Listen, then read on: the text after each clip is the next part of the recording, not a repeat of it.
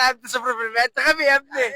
حفره، انت تاكل حفره يا ابني. لا بس كل ما تاكل منها كل ما تزيد. اكل منها الحفره.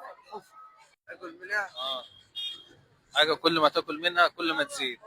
هي الحفره. قول لهم الحفره الحفره بقى كل ما تاخد منها كل ما تاكل منها كل ما تاكل منها كل ما تزيد. انت كده انت 0%. انت غبي يا ابني. حفره، انت تاكل حفره يا ابني. لا بس تاخد منها حاجه كل ما بتاكل منها بتزيد. ماشي، ما انت الحفره بتبقى صغيره يا حبيبي. هو بياكل حفر. هو يا ابني مش عارف. حاجه بتاكل منها يا عم. ايه ده الوقت؟ طب خدها شويه. خد حاجه كل ما بتاكل منها بتزيد.